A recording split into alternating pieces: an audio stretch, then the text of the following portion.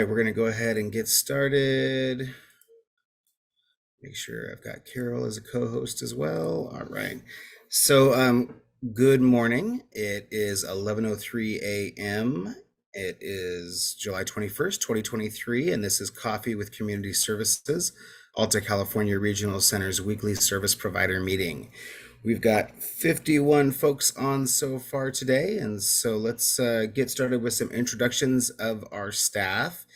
And then after we do our introductions, then it'll be Rima will be up. So let me start by introducing folks. We have Alicia, our HCBS specialist. Good morning from Community Services. And I see Christy from Community Services. Good morning, Christy Schaefer. And Beverly, good morning from Community Services. And our Community Services Manager, Helen, is on. And our Housing Specialist, Rhonda, is on. Good morning. And our Employment Specialist, Carly, is on. Good morning. And our Cultural Diversity Specialist, Shamir, is on. We've got a lot of specialists around this agency. That's great. We've got a lot of very diverse needs of our clients and desires. So it's good to have a lot of these specialized positions. We've got, again, from Community Services, I see Leah this morning, and I see Adriana. Good morning. Associate Client Services Director Tracy Brown is on this morning. Good morning, Tracy. And I see Gary also from Community Services, and my assistant Zach is on there as well. And I see our Director of Intake and Clinical Services, Camelia, this morning. Good morning, Camelia. And our other community services manager, specialized services and supports unit, Jordan Eller, is on. Good morning, Jordan. And Cindy Lay, client services manager. Good morning, Cindy. And Rima, our deaf and hard of hearing specialist, is on here this morning too. I see, let's see, and I see some service coordinators on. I see Jessica on. Good morning, and Jan. Let's see. And on page 2, I've got client services managers. I see a line of them. I got Christina, and I got Laura, and I got Carol. So good morning to some of our adult and residential and SLS managers this morning as well. And good morning to all of you. We've got 61 folks on now. So let's get started here. Rima, is it okay if we throw it to you first? I want to spotlight your picture here. Add a spotlight to Rima. Hello and good morning, everyone. So are you guys ready to learn 3 more summertime signs? All right, the first one starts like this, and it's the sign for vacation. You saw me gone last week. I was on vacation. 2 times is you tap your chest 2 times with your thumbs. And then relax, or just to have a relaxing day. And then beach.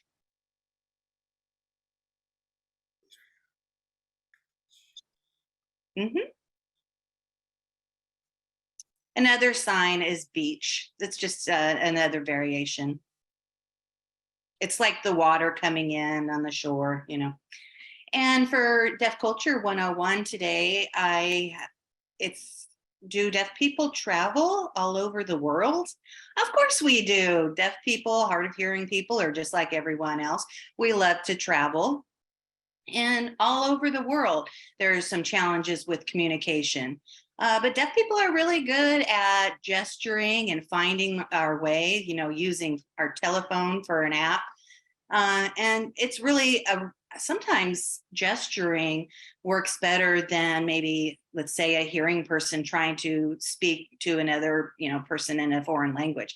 So that's one advantage that deaf people have in being able to gesture, depending on the country, if they, are open to gestures. But one really cool thing about being deaf is that when you're underwater, we're also able to talk. We can sign underwater. And, if you're snorkeling, you may want to learn certain codes or things while you're out with others snorkeling. But that's one benefit to knowing sign language is you can sign underwater. You're muted, John. That was wow. I will say I never thought about the idea that because deaf people constantly have to try to communicate to people that don't understand them, that traveling to another country and trying to do it wouldn't be that much different. And I've never thought about that. So thank you very much. This is why I love having the opportunity to have Rima talk with us and share a little bit about Deaf Culture 101 and also the signs as well. So thank you very much, Rima. It's very important to me that we continue to keep doing this. And I appreciate it too. Thank you. I always get great responses from our service providers as well. So thank you very much, Rima.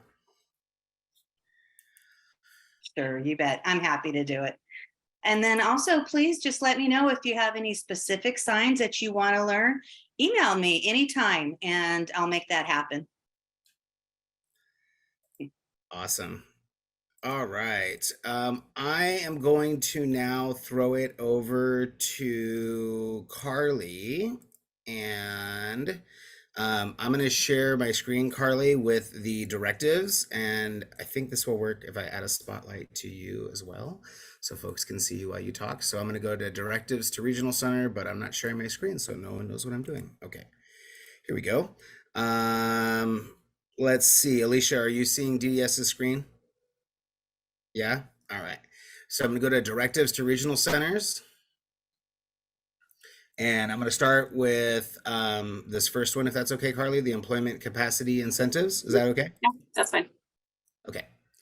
So everyone saw how to navigate there. And again, I was out, but I believe I saw that this got sent out by Alta as well. So what are we seeing here, Carly? Hi, everyone. So we finally got a bit more guidance regarding the quality incentive employment incentive payments. So this one is for the ACRE training. So if you scroll down a little bit, previously they had issued guidance regarding payments for getting staff certified in ACRE and CESP training. So here it's saying an incentive payment of $3,000 for the service provider for each individual who is certified in ACRE training.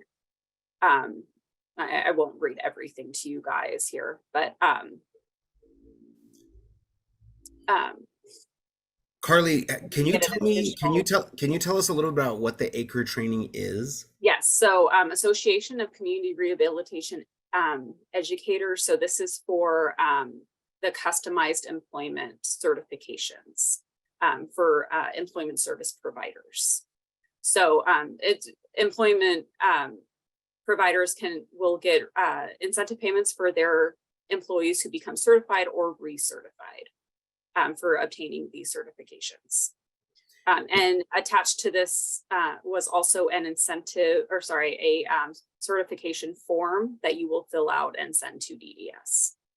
So is the idea behind all of this that if we have a number of these employment program staff trained with the ACRE training, they're going to be more competent in individualizing employment opportunities? Is that like the gist of the training? Yes, correct. So is it kind of like a person-centered planning approach? Yes, it's very person-centered. Customized employment is I always like to say it's person-centered on steroids. What is it? Do you know that the time commitment to send your staff through an ACRE training? Or does anyone know that answer if Carly doesn't? I mean, I know it because I did it. I don't remember how long it was. Oh, I was about to say, man, I should send Carly through this training, but you've already done it. All right. So do you remember approximately how long it was? It was several days, 40 plus hours. Yeah. Oh, okay. It was several days over like a month. It was, I think when I did it, it was I think 2 days a week, full 8-hour days over like a month period or something like that. So looking at kind of the replacement cost of your staff going to this training, I'm assuming that has to have come up, in the discussions. And I know it has something down here a little bit lower about like the service provider support, like paying the fees associated with the certification or recertification. But I guess as like, are there companies that have concerns about this? The idea that like you're going to be pulling staff away from directly billable activities to participate in the training. Like, did that come up at all, Carly, or service providers? Does that come up at all? Yeah, that's a concern. I mean, if it works out as a wash, then you just end up with, you end up with well-trained staff, right? Which is awesome. If that does cover the cost of that. I believe it covers the cost and then some. I don't recall what, I'm looking it up now. I don't recall what the current cost of it is. Okay. But it's meant to cover the cost and then some. Okay. All right. Well, that's good. And again, I'm glad that that was part of the consideration there, because I know that always comes into it when we don't have Oh, yeah. like extra time to send people to trainings. So that's good. And again, there's information here about what the eligibility is for the incentives, right? So Yes. you just have to be employed. Yeah, so they have to be an employee of the service provider. So the employee was employed by the service provider when the certification or recertification was successfully completed. And then the service provider supported the employee in obtaining these certifications or recertifications. Awesome. All right. And then we have some documentation requirements here. Yes. So you of course have to send in a copy of the certification or recertification, a receipt of the payment. And there is also a document that was sent, that was released along with this, that will have to be completed and sent into DDS. And are we responsible for tracking this at the regional center, or is this purely a vendor to DDS connection? Because it looks like it's a DDS email address. Yes, so DDS is the one who is responsible for paying these out and is handling this. I still think it would be good if ACRC is tracking these as well. I mean, I would love to know, like, I would love it if our providers, like, that would be a fantastic thing to share. Like, our providers got 10 people trained. This company got this many people trained. I would love to use that as a selling point for the vendors too, when we're talking about, making new referrals and things like that. All right, and then incentive payment processing. So yeah, it kind of sounds similar to the way they're doing other workforce things, like the DSP surveys, where it's going directly to DDS without us.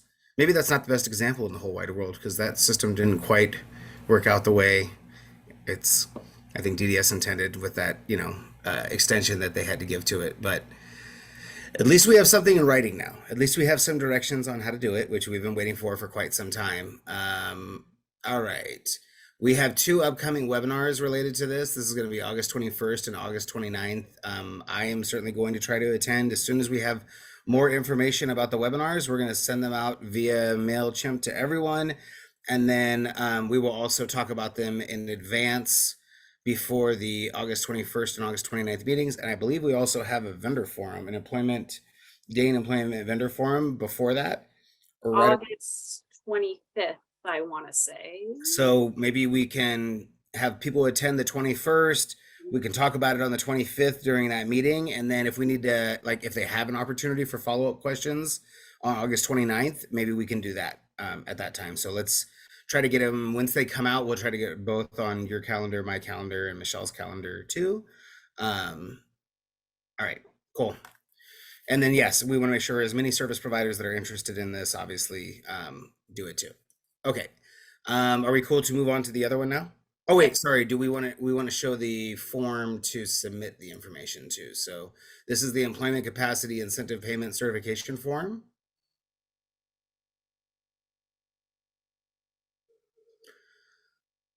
Oh, lovely. They're using Excel documents. All right. So those are the instructions, and then the form is on the next we go. page. Yeah. So you can see the form that you need to turn in, and this is just what gets emailed to that email box that they included in the directive. Correct. Choose from list. Is there a drop down? Nope. Oh wait, there will be if I Oh, I I'm do not, have yeah, to. I won't edit it. I think those are drop downs though. So, Yeah. all right. So there's that. Any questions about that from any service providers before we jump to the next one? I think we have a plan on how we're best going to get this information out there. This is not necessarily something that our service coordinators need to be concerned about, is it, Carly? No. I mean, outside, this will not necessarily touch case management other than it's another data point when you're coming to look at which referrals you might want to make to a Exactly. program if Yeah. you want to do customized employment for one of your clients.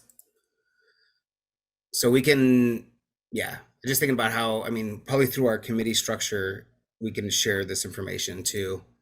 Um, but I certainly want those service providers that really take the time to get their staff doing it, um, to make that something that we recognize and kind of share when we're talking about future referrals. All right, and the next one here, employment access incentive payments. So these are those additional incentive payments that are in addition to the current CIE and PIP, the 750, 1000, 2000, and so on. These are additional ones. If once you have a client, or once you have 4 clients in CIE, you will qualify for additional payments on that 5th client and beyond. Here they did specify, they answered one of our questions, that those first 4 clients, oh, no, I read that wrong the first time. No, so the service providers are eligible to request incentive payments starting with the 5th consumer to maintain CIE job placement for 30 days. So those first 4 clients must have started their CIE jobs as of July 1st, 2022, and they must hit those 30 days of employment before you qualify for those incentive payments for that 5th consumer. And real quickly, why are we doing this? To further incentivize CIE placements, to further incentivize our vendors helping our clients gain. So this is to asking people to increase their capacity, basically. And if you're willing to try to increase your capacity to serve more folks, then we're going to make it financially beneficial for you to increase your capacity. Okay. And I'm sorry, real quickly, just because I like to give kind of a bigger picture of things and also wander all over the place when I talk about things. Are we running into issues with capacity right now? Like, are we having wait lists right now? Or service coordinators not having enough of resources for some of these?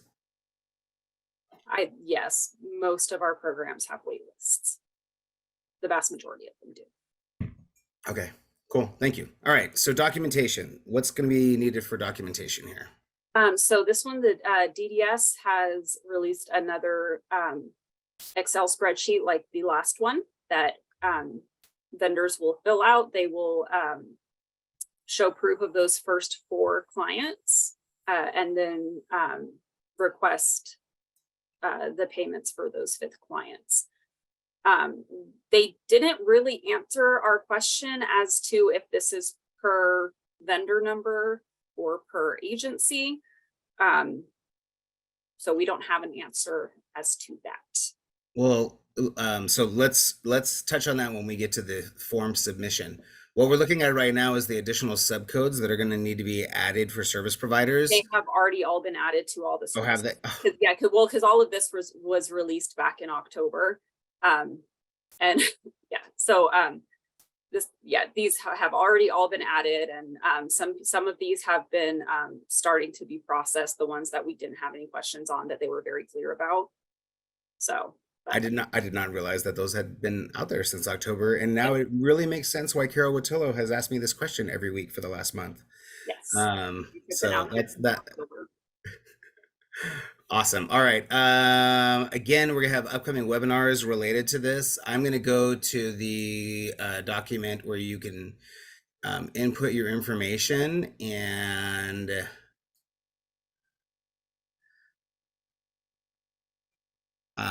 let's see here. Submission form. Now, I hate it when they use the word vendor ID instead of vendor number, but this is not promising because it has space for multiple vendor numbers. That's If it only had space for one vendor number, then maybe the idea of if you get, your fifth one for one of your vendor numbers, but them having multiple vendor numbers on here, this does not bode well for that question. that's what I was thinking. So the issue is for those that were following it from the previous discussions and are still interested in talking about this subject, is that if you have multiple vendorizations, we know that, for example, with the DSP workforce survey, you get one incentive payment for doing the DSP workforce survey for like per company.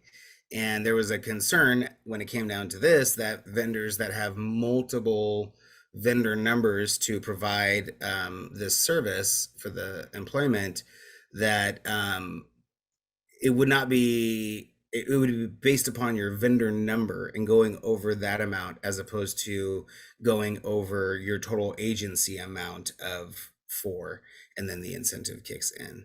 So that's the big question that we have like really specifically asked both in writing and verbally, and we were hoping that there was going to be something that was written explicitly that explained this, and there isn't.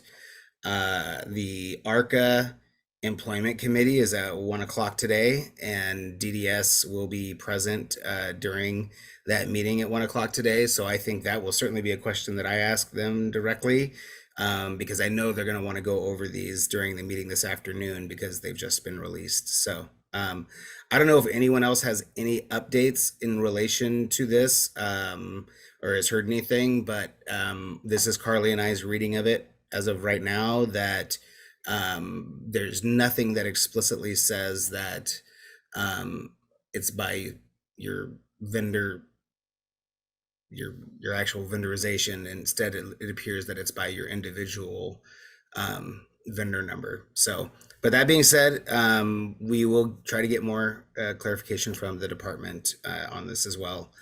Also meeting with the department in another couple of weeks for some other things. And so, all right, anything else about that, Carly?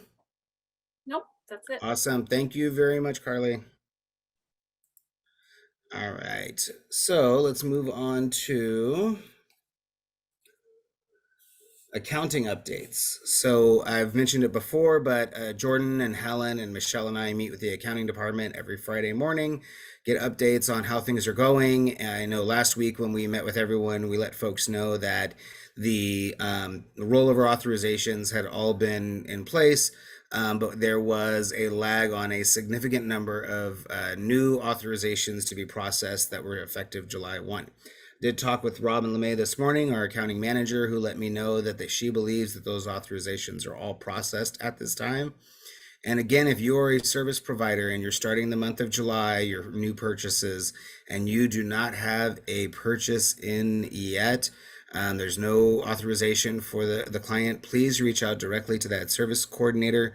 Please reach out to their manager if you're not able to immediately connect with them. Please try to get this resolved before you try to bill at the beginning of August for the month of July. I would really love to not, have tons of these, issues beginning this fiscal year. So please, I just encourage you, if you don't have those authorizations yet, to reach out to that service coordinator, and don't stop by if you don't reach the service coordinator, you can see now everyone's got, who their manager is and their email, signatures and everything else like that. You can escalate things if you need to, but we just need to make sure that those authorizations get in.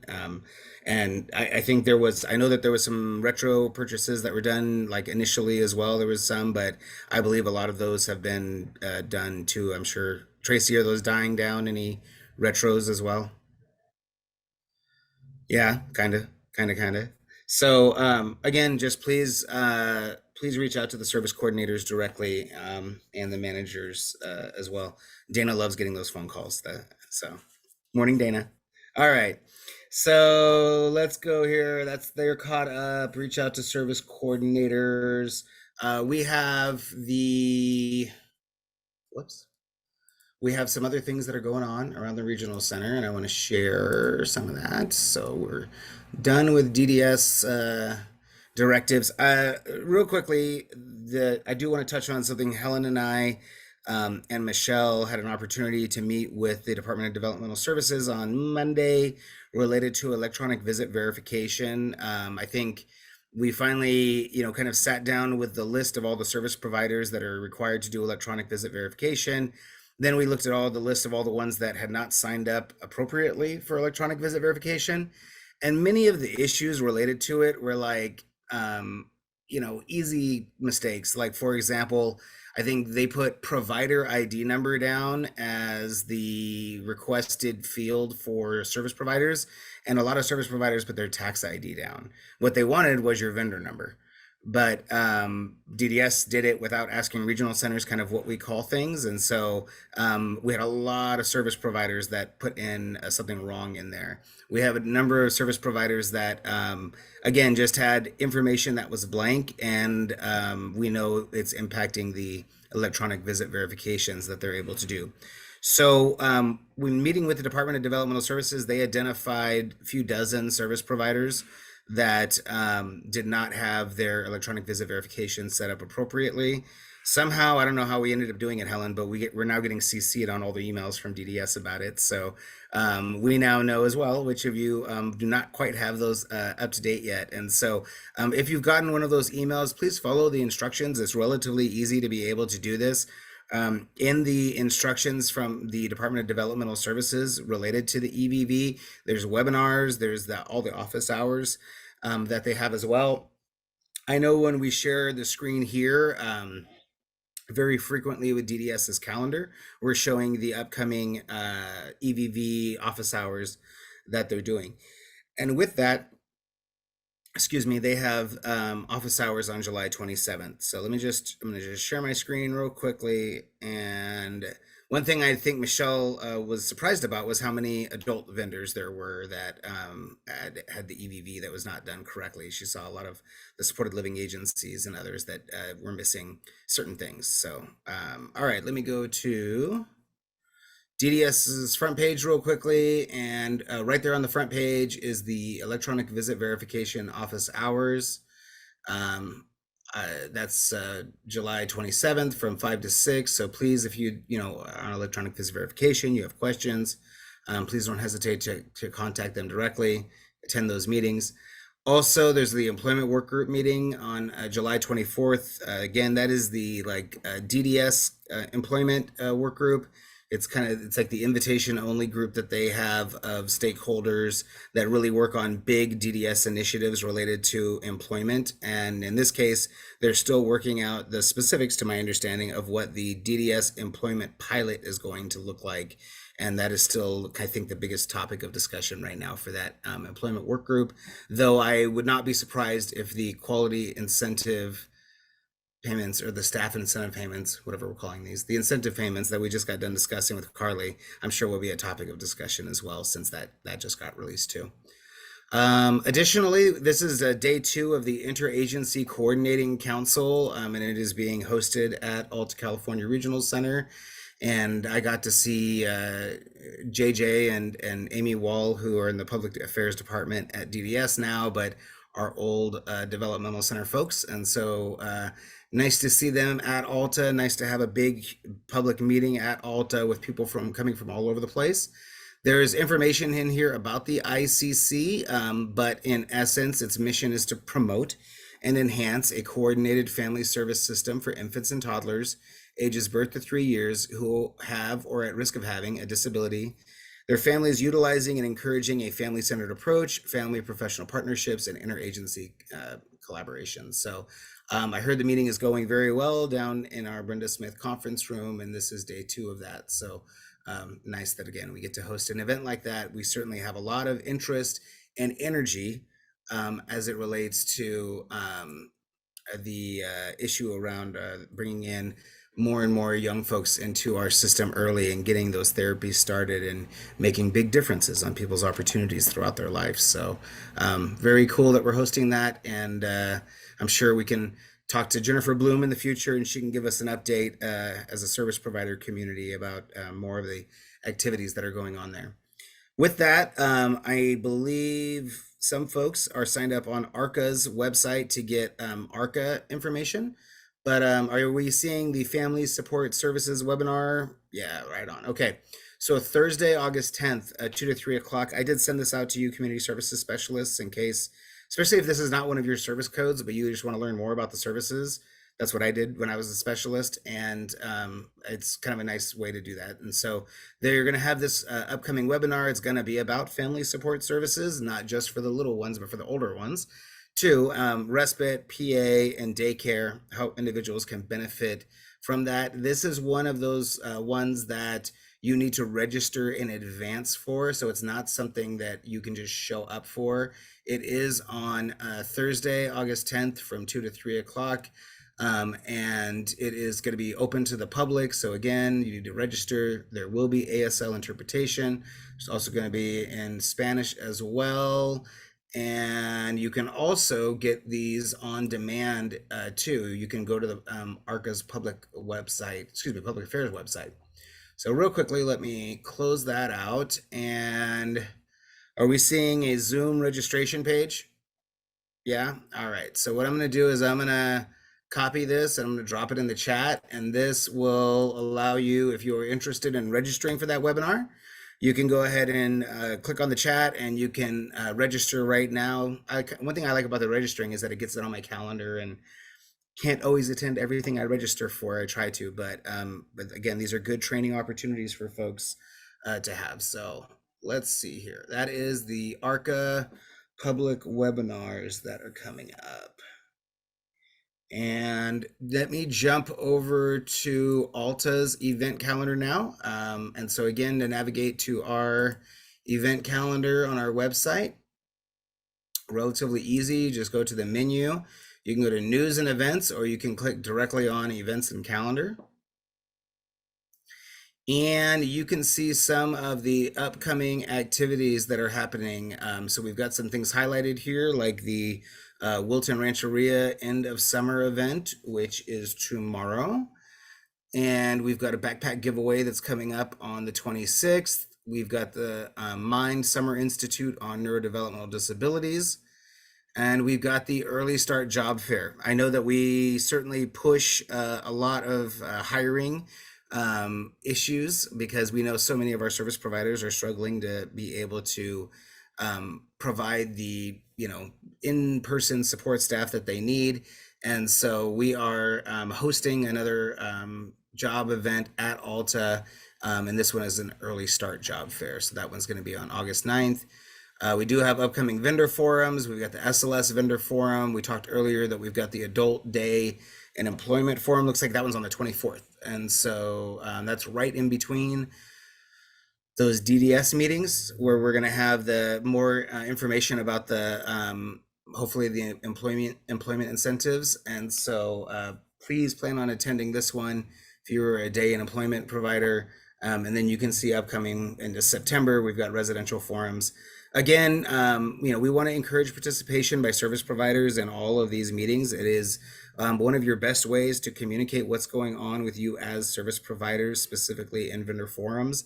I recognize that we have, a big meeting every week with a lot of you folks, but it is nice to be able to have a smaller meeting with just those vendors that have things going on that are really of interest to you because of the type of vendorization that you have. So again, all of our open public activities, ACRC's got our board of directors meeting. Let's see. Again, I know we talked about this previously, but Rima's done a good job of dropping additional items in here that are tied to her Deaf Plus webpage that she has too on Alta's website. So again, just encourage folks to go through and find some activities and participate in them. You're certainly welcome. All right. And I do want to just talking about outreach activities. We did have an opportunity, Michelle Johnson and I, to participate in a forum out in Woodland. And so, whoops, I don't think I want to put that in the chat. I want to share my screen. See how these come out. So maybe you can see, yeah. So this is we did a town hall meeting in Woodland. This is Supervisor Jim Provenza, and he's Board of Supervisors there. Of course, Michelle Johnson. This is Ian Evans. He is the Executive Director for the Housing Authority for Woodland.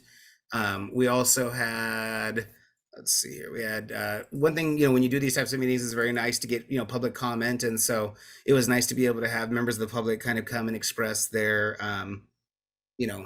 issues, concerns. This was directly related to caregiver concerns in that area. So lots of discussions about housing, but also a lot of discussions about transportation as well. Really appreciate Veronica, client services manager in our Woodland office, who stepped in. We had some Woodland I guess Woodland families. So we had some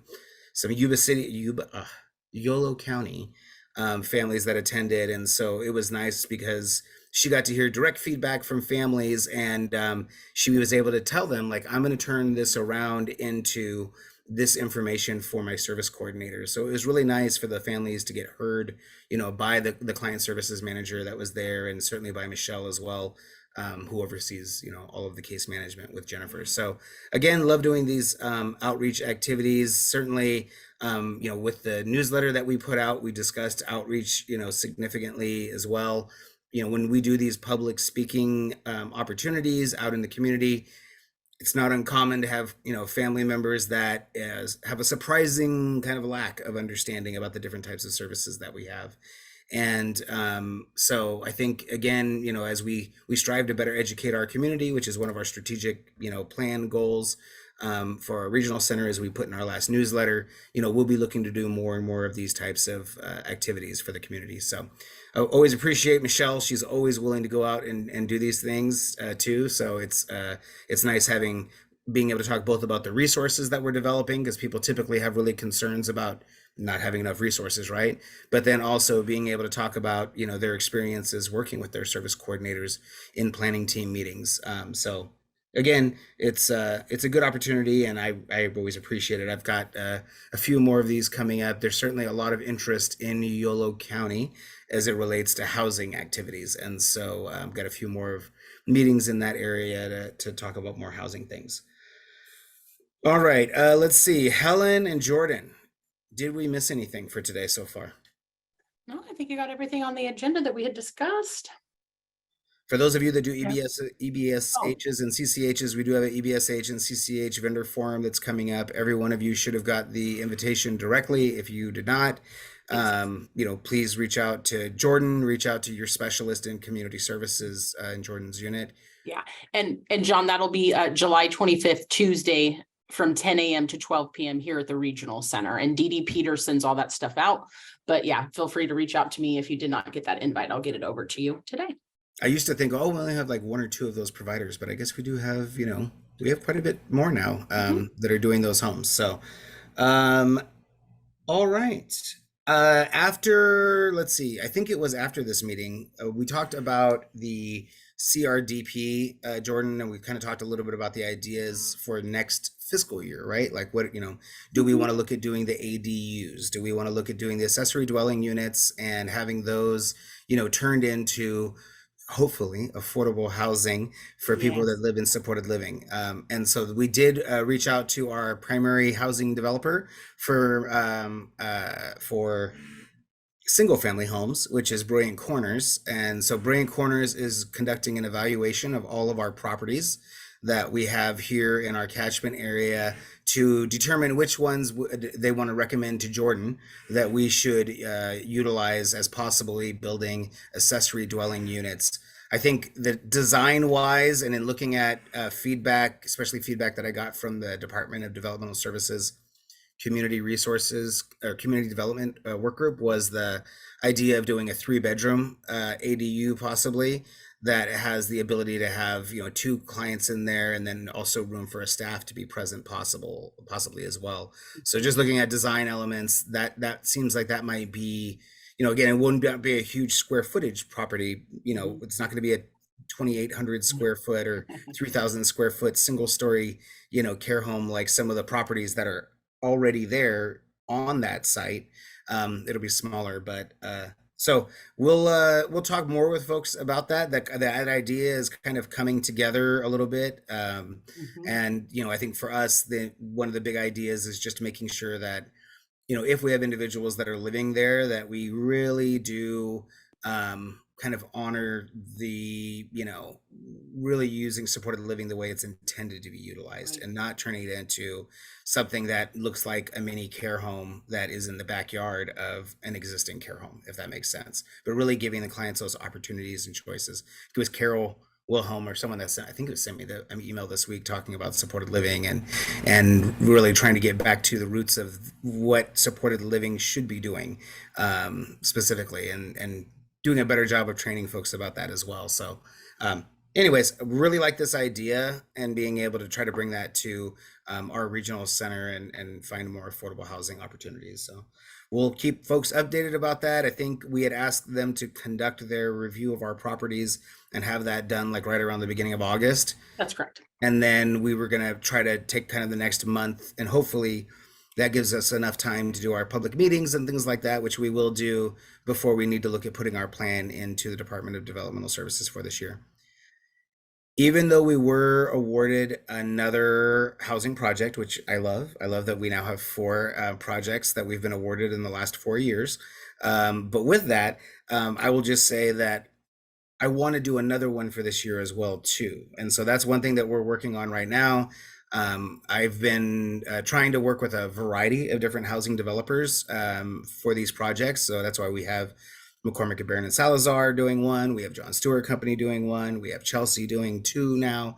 And so Rhonda and myself are continuing to meet with developers. I know we've got a meeting like next week with I think it's Mercy Housing, but we are looking at where our next project that we want funded by the Department of Developmental Services to be. So I am certainly interested in the Sutter Yuba areas. I'm certainly interested in something in Placer County because we don't have anything in Placer County. I don't know if we can get anything up off the ground in El Dorado County or not. I don't really have, that's going to be like that's an area where we need more help too. Like I think we need, and I don't know whether the folks at Moore want to help us out or something, but we don't have the kind of the groundswell of family support in El Dorado County that we have kind of in other places too, as it relates to housing. And so that one might not be like, that might be a few more years down the road to look at something there. Like, but Yeah. we've got a lot of activity now with Woodland, that's Yolo County. We've got, we're supporting projects in Davis. So anyways, all that to be said, in addition to looking at doing the ADUs, we certainly, I think, want to put forth at least one more multifamily housing project for this fiscal year as well. And so we're going to be looking to see who we can identify. And, it's also dependent on being able to get some of the other financing things like the project-based vouchers and stuff like that. So enough to keep Rhonda very busy in her new job. And Helen, anything else on our end? John, Yes. we're meeting with the transportation providers on August 8th, a meeting between Alta, the R&D, the broker, and the transportation providers. So if they can, just look out for the invite that will be coming from Marty Eason. Yeah, let's talk about the implementation here now that we've got things figured out.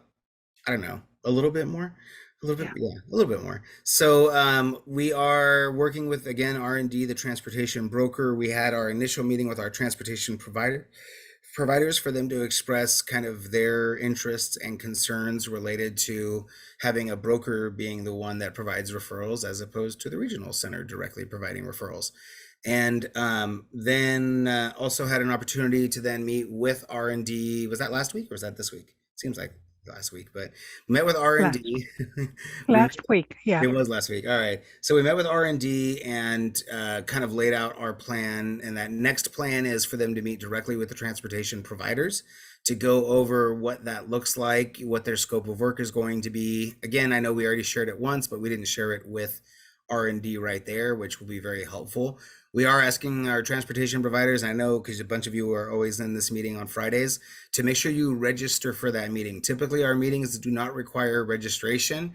This one, we're doing registration because we want to make sure that R&D gets all the best contact information and make sure that they know who was there and who wasn't there, because they're gonna really have to do kind of an orientation for all of the closed transportation providers. There is going to be an opportunity for the rest of the service providers and for the 880 providers, which is, you know, mixed in with kind of everyone else as well, to also get an orientation to the new way we are going to be doing transportation, you know, referrals from the regional center. We are looking at using, we're going to get away from using kind of an email back and forth type system. We're going to be training service coordinators on this. We are hoping it'll probably be right around September-ish, I think, by the time we get to doing this with service coordinators a little bit more. It's going to be, well, maybe end of August. We're kind of working out that right now. And we'll do a recorded webinar on what the new process looks like. But in essence, rather that you guys won't be doing TSRs anymore for anyone that's in service coordination. You won't do the, everyone loves them, I know, but instead it's going to be a upload to a file server. You'll have a login, you'll type it in, and you'll upload what your so this is a done thing then? Yes, this is a done thing then. Well, I should say their contract will be in place in like 9-10 days, and then the next step is going to be that when we will immediately start sending our existing transportation requests that are unfilled to them, and then we will switch over to sending the rest of the referrals over to them as well. And then for service coordinators, it kind of looks like one purchase for transportation and then one purchase for a broker when it goes in. So again, we're working out exactly what the workflows are going to be.